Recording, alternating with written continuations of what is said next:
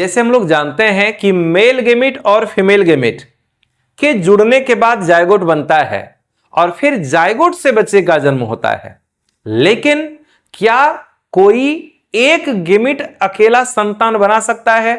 Human की बात करें, क्या ह्यूमन में कोई एक स्पर्म अकेला संतान बना सकता है? नहीं बना सकता है। कोई एक ओवम बिना फर्टिलाइजेशन के अकेला संतान बना सकता है? ह्यूमन में तो नहीं बनता है। लेकिन कुछ जीव ऐसा है दुनिया में जिसमें एक फीमेल गेमिट अकेला संतान बना सकता है, अकेला संतान बना सकता है बिना फर्टिलाइजेशन के। तो जब एक फीमेल गेमिट नो फर्टिलाइजेशन, बिना फर्टिलाइजेशन के एक संतान का निर्माण कर लेगा, हम इसी प्रोसेस को कहते हैं पार्थेनोजेनेसिस। तो पार्थेनोजेनेसिस सेक्सुअली प्रोडक्शन हुआ या एसेक्सुअली प्रोडक्शन हुआ? गेमिट तो बन रहा है लेकिन फर्टिलाइजेशन नहीं हो रहा है। चूंकि फर्टिलाइजेशन नहीं हो रहा है इसलिए यह क्या है? यह है एसेक्सुअली प्रोडक्शन। एग्जाम्पल है हनी बी, टर्की, कुछ छिपकली है, रोटीफर्स है। हनी बी मधुमक्खी के छत्ते में 3 तरह की मधुमक्खियां होती है। एक ही पीस होती है रानी मधुमक्खी जो फीमेल होती है, 5-7 पीस होता है नर मधुमक्खी जो ड्रोन होता है, और बाकी सब है वर्कर्स, कार्यकर्ता, जो स्टेराइल फीमेल है, बांझ मादा होती है। ठीक है, इसमें ओवम बनाने की क्षमता नहीं होती है।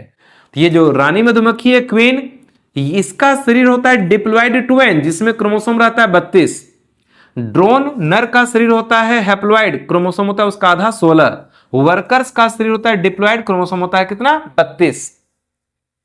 रानी मधुमक्खी में गेमिट का निर्माण यानी एग का निर्माण मियोसिस सेल डिवीजन के द्वारा होता है। तो मियोसिस सेल डिवीजन के द्वारा क्रोमोसोम आधा हो जाएगा। 32 था तो हो गया कितना? 16। और ये एग कैसा हो गया? हैप्लॉइड हो गया।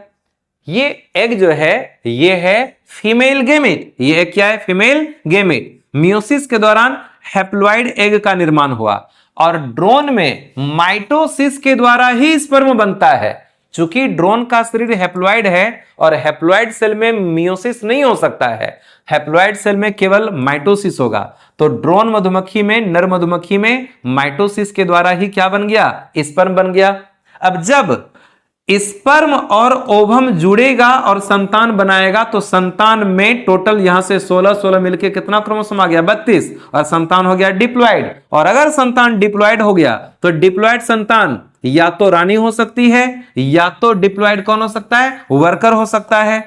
ड्रोन तो बनेगा नहीं क्योंकि ड्रोन के पास 16 क्रोमोसोम, यहां बच्चे में हो रहा है कितना क्रोमोसोम? 32 क्रोमोसोम। तो 32 क्रोमोसोम वाला या तो रानी होगा या तो कार्यकर्ता बन जाएगा, है कि नहीं? तो फिर ड्रोन का निर्माण कैसे होगा? जब भी स्पर्म ओवम जुड़ेगा तो 16 मिलकर के 32 क्रोमोसोम बनेगा। 32 क्रोमोसोम या तो रानी में पाया जाता है या तो कार्यकर्ता में पाया जाता है। ये 16 क्रोमोसोम वाला ड्रोन कैसे बनेगा? तो 16 क्रोमोसोम वाला ड्रोन बनता है पार्थेनोजेनेसिस प्रक्रिया के द्वारा। कभी कभी क्या होता है इसमें रानी मधुमक्खी से जो एग बना है, जो ओवम बना है, कुछ एग बिना फर्टिलाइजेशन के ही, नो फर्टिलाइजेशन, एक एग डायरेक्ट बिना फर्टिलाइजेशन के ही माइटोसिस सेल डिवीजन करना शुरू कर दिया और ऑफस्प्रिंग बना लिया। चूंकि माइटोसिस में क्रोमोसोम घटता बढ़ता नहीं है, एग में था 16 क्रोमोसोम इसलिए बच्चे में भी रहेगा 16 क्रोमोसोम, और यही 16 क्रोमोसोम वाला बच्चा क्या कहलाएगा? 16 क्रोमोसोम किसमें होता है? ड्रोन में, नर में होता है, और ये बच्चा बन गया ड्रोन। इसी प्रोसेस को कहते हैं पार्थेनोजेनेसिस। यानी कि जब एक फीमेल गेमेट बिना फर्टिलाइजेशन के ही माइटोसिस कर करके संतान के रूप में विकसित हो जाए, इसी प्रोसेस को कहते हैं पार्थेनोजेनेसिस। याद रखिएगा, एक मेल गेमेट कभी भी एक संतान, अकेला संतान नहीं बना सकता है, लेकिन एक फीमेल गेमेट कभी कभी अकेला संतान बना सकता है। क्यों? क्योंकि फीमेल गेमेट के पास साइटोप्लाज्म ज्यादा होता है, एक मेल गेमेट के पास साइटोप्लाज्म की मात्रा बहुत बहुत कम होती है, नहीं के बराबर। इसलिए एक मेल गेमेट कभी भी अकेला संतान नहीं बनाएगा, लेकिन एक फीमेल गेमेट कभी कभी अकेला संतान बना सकता है।